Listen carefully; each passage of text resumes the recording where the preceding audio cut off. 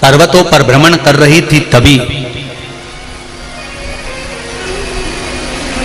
एक भूम असुर ने, भूमदैत्य ने ज्योति को देखा और ज्योति को देखकर वो उसकी ओर आसक्त हुआ। एक बात और कहें आपको, कभी मौका मिले तो आपकी जिंदगी में आपको अगर अच्छा लगे तो आप जीवन में उतार सकते हो।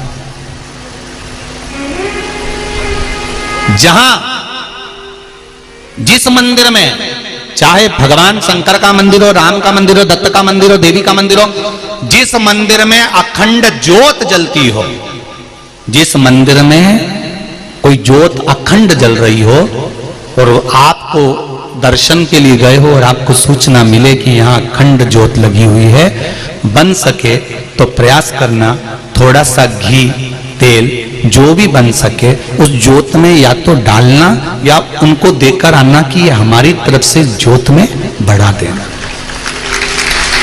उस ज्योत में बढ़ा देना।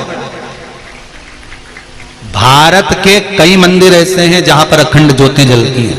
मेरे ख्याल से छत्तीसगढ़ में भी बहुत मंदिर हैं ऐसे जहां पर अखंड ज्योत, चाहे शिव मंदिर हो, देवी मंदिर हो, राम मंदिर हो, दत्त मंदिर हो, कृष्ण मंदिर हो, हनुमान मंदिर हो, ऐसे कई मंदिर। राजस्थान में भी कई मंदिर है, गुजरात में भी कई मंदिर है जहां ज्योति जलती रहती है, हिमाचल के कई मंदिर है, यहां तक बद्रीनारायण जी के मंदिर में अखंड ज्योत का वर्णन है।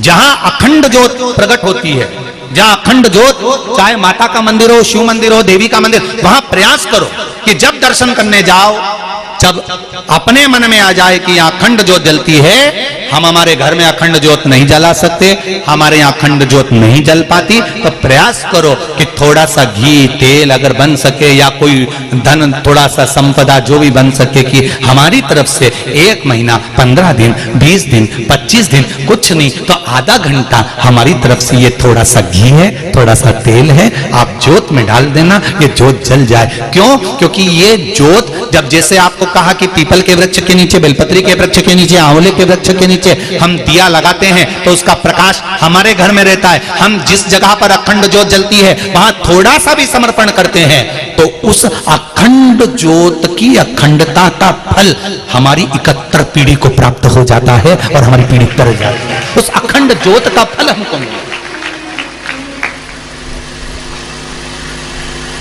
कई लोग घबराते हैं, अरे उस मंदिर में जाएंगे और वहां अखंड ज्योत जल रही है और पंडित जी ने कह दिया तो कि हमको घी दे दो।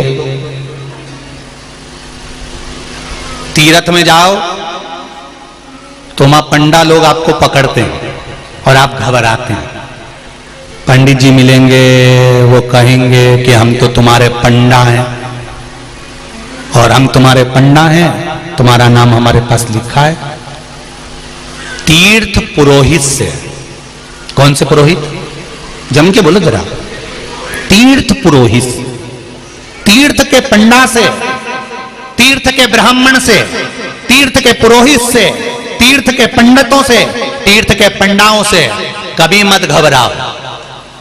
जब हमारे पूर्वज तीर्थ करने जाते थे, इनके पास जाते थे, आज तो तुम तीर्थ करने जाते हो तो होटल का रूम मिल जाता है, खाने के लिए मिल जाता है।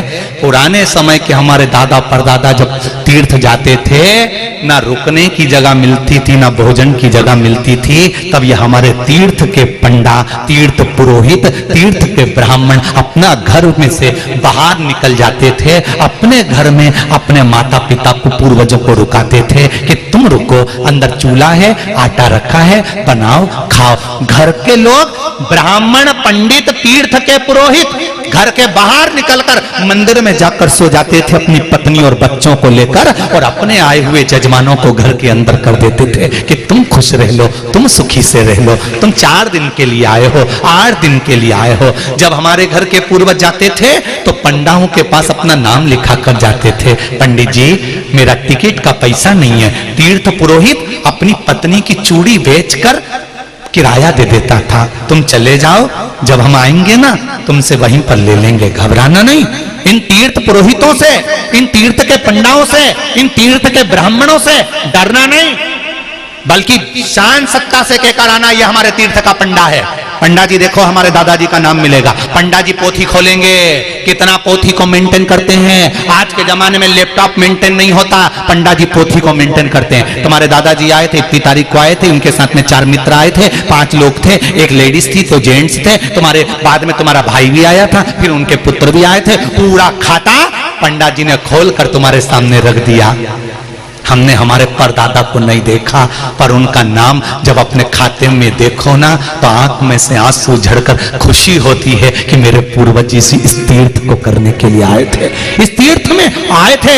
यहाँ लिख कर गए हैं, मेरे दादा परदादा आए थे, उनका नाम आज तक उस तीर्थ की डायरी में, उस तीर्थ की किताब में लिखा हुआ है। तुम्हें गौरव महसूस होना चाहिए, तुम्हें आनंद महसूस होना चाहिए कि जिस समय पर ना होटल थी ना धर्मशाला थी, कुछ भी नहीं था, तब पंडा अपना घर दे देता था, भोजनशाला का भोजन दे देता था, उनको पेट भर के भोजन कराता था। टिकट नहीं होता था तो टिकट बनवा कर देता था, अपने घर की पत्नी की चूड़ी अंगूठी बेचकर टिकट का पैसा दे देता था। ऐसे पंडाओं को तो जाते से धन्यवाद देना चाहिए कि आपका धन्यवाद है जो आपने सनातन धर्म को जोड़ कर रखा है। आज भी सनातन धर्म को तीर्थ में तीर्थ पुरोहित जोड़ कर रखे हैं, तीर्थ के ब्राह्मण जोड़ कर रखे हैं, तीर्थ के पंडित जोड़ कर रखे हैं। हमें डरना नहीं है कि ये पैसा मांग लेंगे, ये धन मांग लेंगे, या अखंड ज्योत जलती है तो इनको पैसा देना पड़ेगा। नहीं नहीं नहीं नहीं, अपना मन करे जाओ, दिल से जाओ और देख कर आओ। या अपना चित्त, अपनी वृत्ति, अपना आनंद है।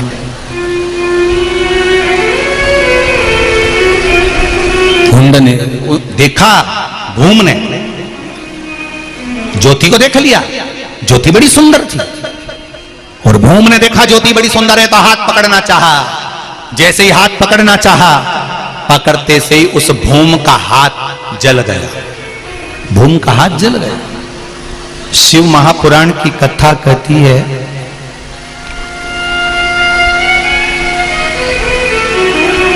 जो शिव मंदिर में दीप लगाता है, देवी मंदिर में दीप लगाता है, या माता शिव और शक्ति के नाम का दीप बेलपत्री के वृक्ष के नीचे लगाता है, उसकी जिंदगी में उसके बच्चों को कभी उदर से जुड़ा हुआ रोग नहीं हो सकता।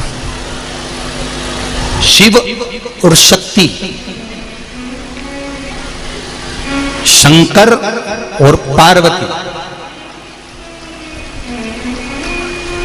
एक प्रयास करना, जिनके पेट में तकलीफ रहती हो, उधर में तकलीफ रहती हो, पेट दुखता ही रहता हो, भोजन पचता नहीं हो, या बड़ी बड़ी बीमारी पेट से जुड़ी हो जाती है। यहां तक कहूंगा, नारी को जिस स्थान पर बच्चा रहता है और उस जगह पर गांठ पड़ गई हो, गांठ गल नहीं रही हो बच्चादानी की, या डॉक्टर बड़े ऑपरेशन का बोल रहा हो, तो एक निवेदन जरूर करूंगा कि बेलपत्री के वृक्ष के नीचे एक बेलपत्री का पत्ता रखकर उस पत्ते के सामने शिव और शक्ति का नाम लेकर भगवान शंकर और पार्वती के नाम से 2 बाती का दीप, कितनी बाती? 2 बाती का दीप शिवजी और माता पार्वती के नाम से लगा दें। विनती करें मां से, मां हे शिव, हमारा उदर से जुड़ा हुआ परेशानी है, भोजन पचता नहीं, बहुत एसिडिटी होती या तकलीफ होती, बाबा को विनती कर कर जब तक दीप जल रहा है उसी बीच में उस बेलपत्री को उठाकर बेलपत्री के वृक्ष के नीचे ही चबा चबा कर खा लीजिए। 4 या 5 बार कर कर देखिए, अगली बार से पेट से जुड़ी हुई प्रॉब्लम धीरे धीरे समाप्त हो जाएगी, आराम लगना प्रारंभ।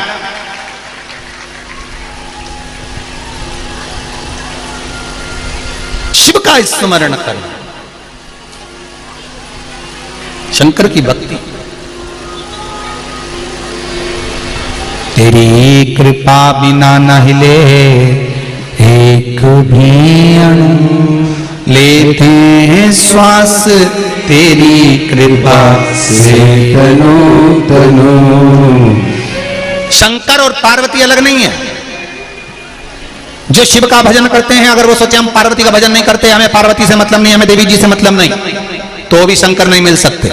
जो पार्वती का भजन करते हैं, देवी का भजन करते हैं, वो कहते हैं हमें शंकर से मतलब नहीं, तो भी पार्वती नहीं मिल सकती, मांबे नहीं मिल सकती। जो राम का भजन करते हैं और कहते हैं हम शंकर का भजन नहीं कर सकते, हमें शिव से मतलब नहीं, तो राम नहीं मिल सकता। कृष्ण का भजन करते हैं, हमें शंकर से मतलब नहीं तो कृष्ण नहीं मिल सकता। मेरे भगवान की कथा कहती है 33 कोटि देवी देवता भी जिसका भजन करते हैं वो देव अधिदेव महादेव है, वो साधारण नहीं। अकाल मृत्यु वो मरे जो काम करे, चंडाल का काल उसका क्या बिगाड़े, जो भक्त हो महाकाल का। जो शंकर की आराधना करता है उसका बाल बांका नहीं हो सकता। पार्वती जी ने शिव जी से कहा, भोलेनाथ हमारी पुत्री ज्योति पर यह दैत्यों की दृष्टि पड़ रही है, क्या करा जाए? करें क्या? शंकर भगवान ने कहा बेटी का विवाह कर दो। बेटी का विवाह कभी आपने सोचा है? आपके घर में जो ज्योति लगाते हो, अखंड ज्योति लगाते हो, तुम्हारे घर में जो दीप लगाते हो, उस ज्योति का भी कभी विवाह हुआ है? उस ज्योति का कभी विवाह हुआ है? पर शिव महापुराण की कथा कहती है नातस्य के साथ में ज्योति का विवाह किया गया। किसके साथ में हुआ है? नातस्य के साथ।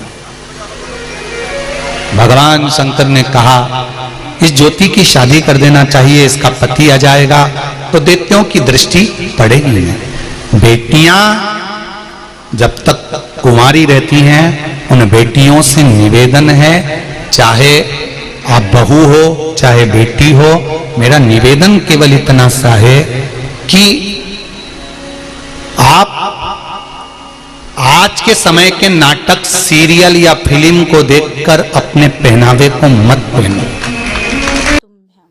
शिवा शिवा शिवा नमस्तुभ्यं।